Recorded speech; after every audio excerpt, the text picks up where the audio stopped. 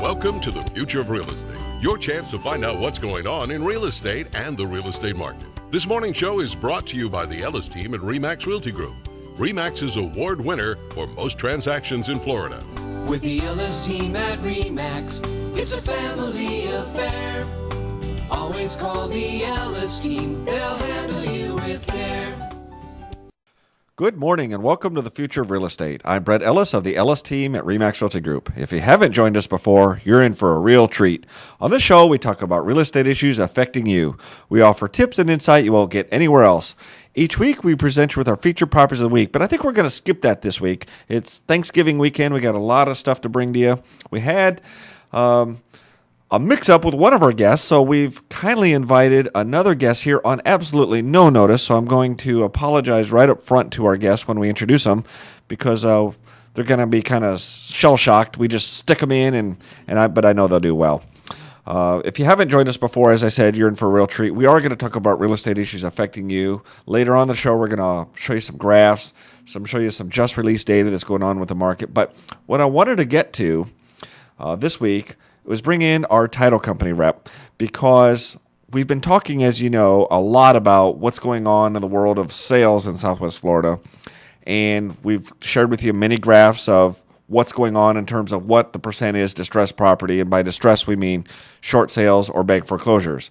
So I thought it would be apropos to bring in a title company person so we could kind of get a little bit different perspective as to what's going on in the title side. Because we as agents or homeowners or buyers, you only see kind of what you're doing. But we work closely with the title people, with the mortgage people, with the banks.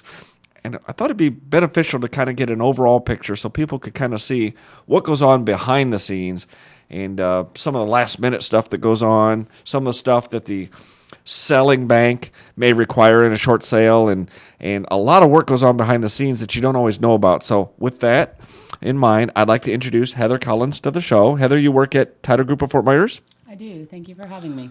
Why don't we just give out your phone number up front just in case someone watches the show, listens to the show on the radio, and decides, hey, you've answered some questions, you know what you're doing, I've got a sale or I'm thinking about selling, and I need someone to do the title work. What is your phone number? Certainly. It is area code 239-454-6644. Do you guys have a website or not really? No. Okay. All right. Well, anyway, like I said, welcome to the show. Now, a lot of people are probably familiar with what happens in a traditional type sale. You're a seller, you find a buyer, you do a title search, make sure all the liens, usually there might be a mortgage, there might be a homeowners association, hopefully not any other liens, but if there are, you deal with it, and you issue title insurance. The new buyer has insurance, and they're getting free and clear title. And if they don't, for any reason, if something was missed, they get insurance that pretty much guarantees it that'll be fixed or rectified. But short sales are a little bit different, aren't they? Correct, they are. At least from your perspective and from our perspective. Now, maybe you could take us through. Now, I want to say something right up front. Everything we're about to tell you today, in one way, shape, or another, could affect the buyer. But I think maybe today it might be wise to focus on how it affects the seller, because most of the short sales issues we deal with are truly seller issues that, if you don't rectify them, could affect the buyer in terms of no sale or maybe may have to rework the price. But let's concentrate on the seller side. Is that fair enough, wouldn't you say? Sure, absolutely. Okay. Why don't you, we can backstep at any point, but why don't you share with some of our viewers some of the things that kind of happen? What do you have to look at? What's the first thing you look at in a short sale?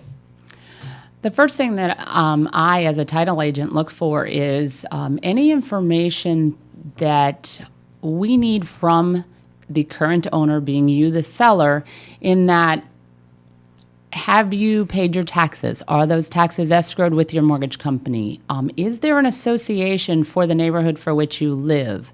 If there is, have you been paying your dues? If you have not, please be honest with your agent and let them know. That information is so important to us because we have to do preliminary numbers for the existing mortgage holder that you, the owner, have been or have not been able to pay.